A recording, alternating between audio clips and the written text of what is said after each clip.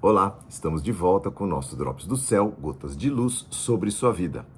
Trazemos mensagens de fé, inspiração e encorajamento para que você conheça Deus, saiba quem Ele é e faz, e humildemente procure um relacionamento simples, mais profundo com Ele. Estamos na série Os Atributos de Deus, ainda nela, já vamos terminá-la. Episódio passado, 38, falamos sobre o Rei Soberano e como nós, seus súditos, devemos nos comportar para com ele. Então, se você não assistiu, não deixe de assistir. Hoje, no episódio 39, falaremos sobre o atributo Deus Pai, Pai eterno e os seus filhos. E, como vocês sabem bem, a gente sempre fala, não, Deus é Pai, mas como é ser filho do Deus Pai? Para nós, seres humanos, o atributo Deus Pai é tão importante quanto Deus Criador, ou Deus Todo-Poderoso, ou Deus Senhor, ou Deus Rei. Por quê? Porque ele passa a ser o nosso Pai, não é? Não é só o Deus Pai dos outros, né? Mas nosso Pai. E o que poderíamos desejar mais do que sermos membros da família de Deus, adotados e cuidados por Ele, não é? Então, bora lá. O texto é de Efésios capítulo 2, a partir do verso 11, o apóstolo Paulo falando: Não esqueçam que vocês, gentios, não judeus, eram chamados de incircuncisos pelos judeus, que são circuncidados, que se orgulhavam dessa tal de circuncisão, embora ela fosse apenas um ritual exterior e humano. Naquele tempo vocês viviam afastados de Cristo, não tinham os privilégios do povo de Israel e não conheciam as promessas da aliança. Viviam no mundo sem Deus e sem esperança. Agora, porém, vocês estão em Cristo. Antigamente, estavam distantes de Deus, mas agora foram trazidos para perto dele por meio do sangue de Cristo. Porque Cristo é a nossa paz. Ele uniu judeus e gentios em um só povo ao derrubar o muro da inimizade que nos separava. Ele acabou com a lei, o sistema da lei, com seus mandamentos e ordenanças, promovendo a paz ao criar para si, desses dois grupos, uma só nova humanidade. Assim, ele os reconciliou com Deus em um só corpo por meio de sua morte na cruz, eliminando a inimizade que havia entre eles. E ele trouxe essas boas novas de paz tanto a vocês que estavam distantes dele, como aos que estavam perto, os judeus. Agora, por causa do que Cristo fez, todos temos acesso ao Pai pelo mesmo Espírito. Portanto, vocês já não são estranhos e forasteiros, mas concidadãos do povo santo e membros da família de Deus. Juntos, somos uma casa. Então ele dá o exemplo da família, agora o exemplo do edifício. Somos sua casa, edificados sobre os alicerces dos apóstolos e dos profetas, sobre a palavra de Deus, e a pedra principal e angular, o fundamento, é o próprio Cristo Jesus. Nele, somos firmemente unidos, constituindo um templo santo para o Senhor. Por meio dele, vocês também estão sendo edificados como parte dessa habitação onde Deus vive por seu Espírito Santo. Ele habita na gente, nós somos templo do Espírito Santo. Então aqui ele usa duas figuras, a figura da família e a figura do edifício. Sim, Deus é pai de família. Como disse o texto, nós estávamos perdidos, distantes de Deus, não tínhamos ideia desse reino celestial, da graça e do amor de Deus. Ele quebrou as barreiras de separação, nos trouxe para perto, nós cremos nele, essa foi a nossa parte, e assim nos tornamos seus filhos. Alguém disse que o propósito eterno de Deus é ter uma família de muitos filhos iguais a Jesus. Então, quanto mais parecidos nós formos com o Senhor Jesus, mais nós estamos honrando ao Deus que nos trouxe para dentro da sua família. Quanto menos parecido nós formos com Jesus, menos nós estamos honrando ao Deus que nos trouxe para junto da sua família. Certo? Então, como nos comportaremos assim com essa responsabilidade? João capítulo 1 nos explica um pouquinho deste poder, dessa graça, né? A partir do verso 10. Jesus veio ao mundo que ele criou, mas o mundo não o reconheceu. Veio ao seu próprio povo e eles o rejeitaram. Mas a todos os que creram nele e o aceitaram, ele deu o direito, o poder de se tornarem filhos de Deus.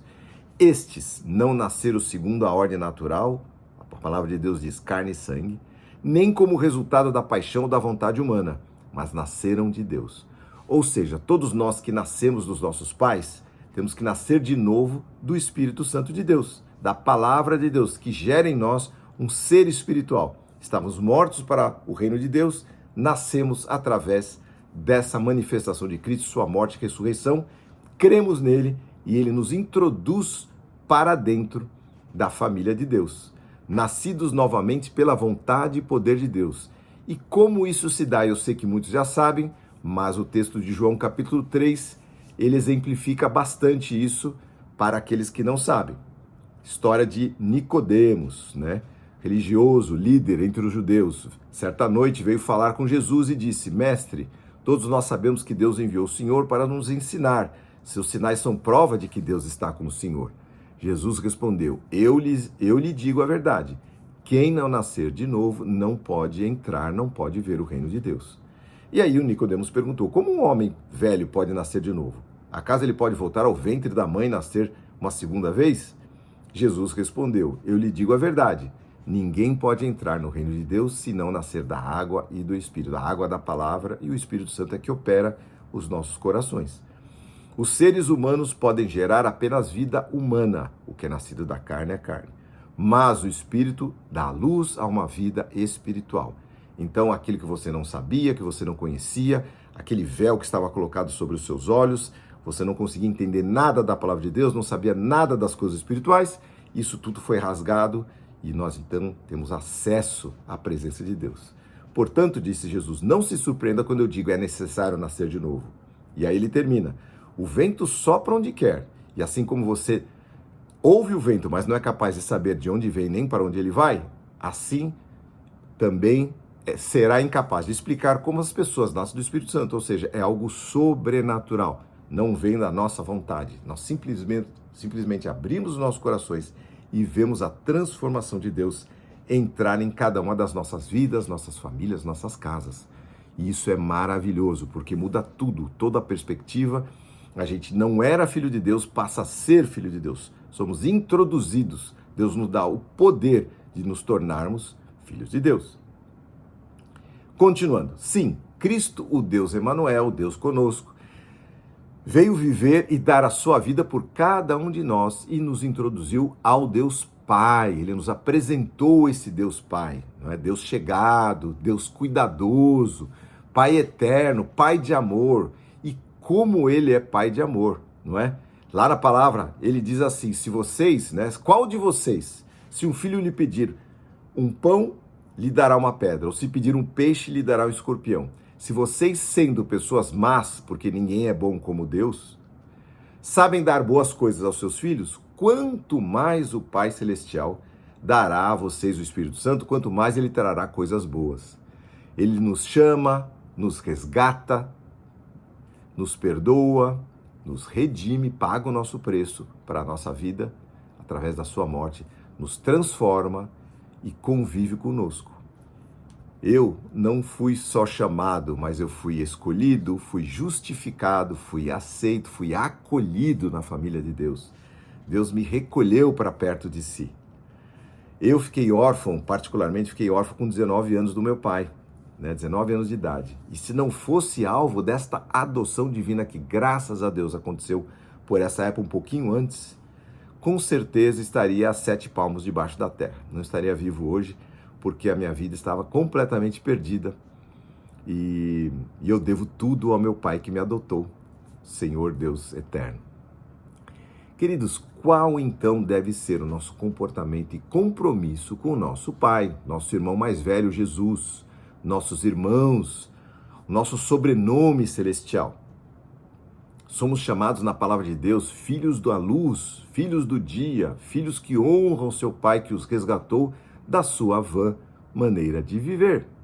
O livro de Hebreus, ele nos fala que cada um dos nossos antepassados espirituais, lá desde Abraão, compõe o que a palavra de Deus chama de uma nuvem de testemunhas. Pessoas que viveram buscando a Deus e nos conclama a deixar de lado o pecado que tão de perto nos rodeia. Aqueles que viveram aqueles momentos lá atrás sem a pessoa de Cristo, muitos não viram a salvação que nós recebemos de graça, não é? E eles sabiam dessa promessa, a promessa de um Messias, mas não chegaram a ver a chegada do reino dos céus através de Cristo, que disse: é chegado o reino de Deus até vocês. Portanto, fazem parte de uma família, mas não viram, através da graça, a entrada a esse reino. Só através de nós, através de Cristo que os resgatou.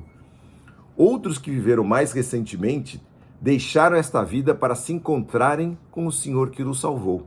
Quantos amigos nossos já partiram, estão na presença de Deus? Minha mãezinha partiu esse ano, está lá na glória, e nós sabemos que estamos na presença de Deus e nos alegramos e vamos nos encontrar com Ele já já. Todos esses pertencem a esta família, cujo primogênito é Cristo, já que barreiras e separações foram desfeitas por Ele, conforme nós lemos. Hoje, infelizmente, o que separa os cristãos, porque tudo que eu falei é o desejo de Cristo, né? Que nos uníssemos, que as barreiras fossem tiradas. Ele fez o papel dele e fez bem feito, ele não faz nada mal feito. Mas, óbvio, onde entra o homem, entra a confusão. Então, o que separa os cristãos hoje? O cristianismo é a vaidade, a sede de poder, a sede de dinheiro, as picuinhas doutrinárias, os escândalos daqueles que não entenderam e não sabem o que estão perdendo, trocando a filiação eterna, os cuidados do Pai, da glória, pela glória, riqueza e poder materiais, pelo dinheiro. Pessoas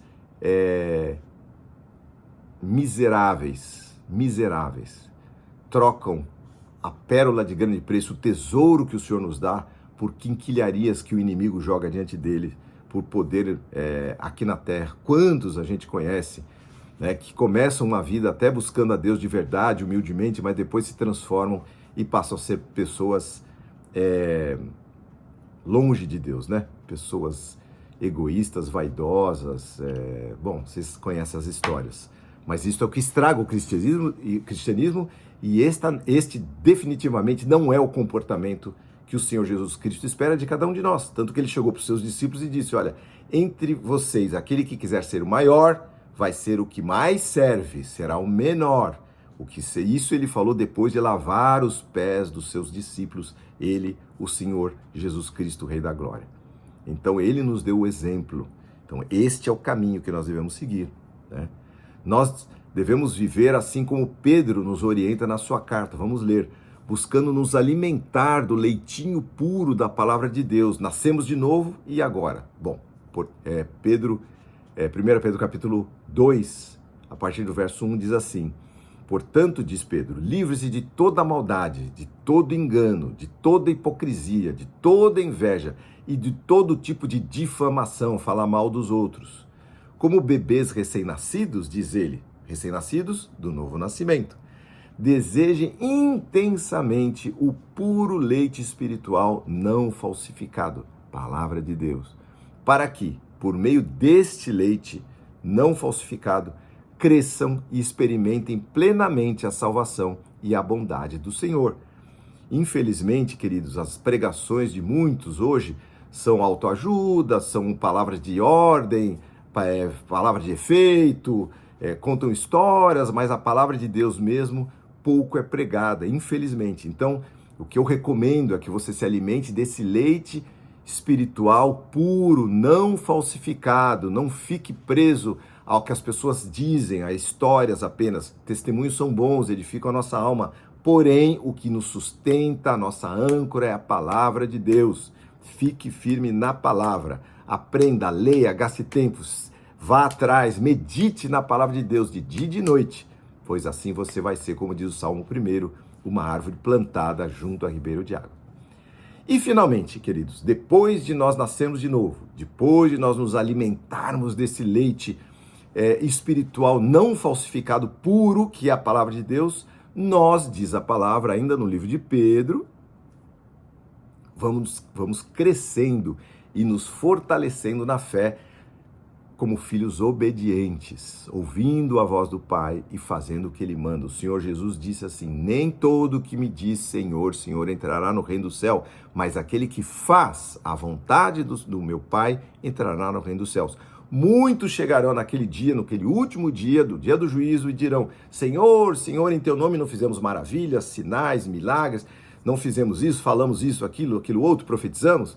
E o Senhor Jesus Cristo vai dizer: nunca vos conheci, não sei quem são vocês. Que horror você chegar na porta do céu e bater e não ser ouvido, não ser reconhecido. Mas ele diz aqui: esses são quem? Aqueles que ouvem a palavra e não praticam. Vejam bem, ouvem a palavra e não praticam. Mas aquele que ouve a palavra e pratica é semelhante ao homem que edificou a sua casa sobre a rocha, e correram os rios, os ventos, sopraram os ventos e caíram as chuvas, e aquela casa permaneceu. E estes sim são os que ouvem e praticam a palavra de Deus. Então aqui Pedro diz em 1 Pedro capítulo 1, verso 13 e 14. Portanto, preparem sua mente para a ação e exercitem o autocontrole espiritual. Depositem toda a sua esperança na graça que receberam quando Jesus Cristo for revelado, quando ele foi revelado e quando ele for revelado. Sejam filhos obedientes.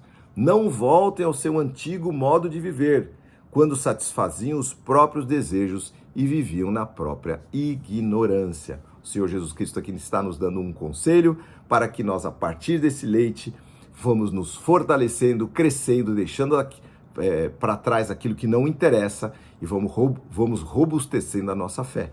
Que assim seja para cada um de nós e que possamos ser filhos obedientes, filhos que honrem ao nome do nosso Senhor Jesus Cristo, que nos introduziu para dentro da sua família. Vamos orar. Senhor, muito obrigado, Senhor. Estávamos distantes, perdidos, sem rumo na vida, Senhor.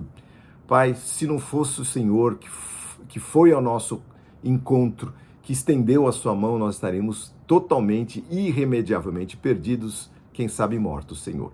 Mas o Senhor nos chamou, nos trouxe da morte para a vida, nos trouxe para a vida espiritual, abriu para nós as riquezas do teu reino e, Senhor, trouxe para nós toda a tua herança, Senhor. Nós não só recebemos a tua presença aqui, o teu cuidado, o teu carinho, cuidando de nós a cada dia, mas herdamos, Senhor, com todos estes santos, essa nuvem de testemunhas, a tua herança eterna, a tua presença, porque estaremos contigo por toda a eternidade, Senhor. Os dias são maus, vivemos tempos de treva aqui, de engano, de mentira, mas, Senhor, viveremos na luz, Senhor, na verdade, Senhor, adotados por Ti como filhos. Muito obrigado, Senhor, por este atributo tão precioso para nós, que é o Senhor ser o nosso Pai eterno, nosso Pai de amor, o nosso Pai chegado. Muito obrigado em nome de Jesus. Amém. Amém, queridos.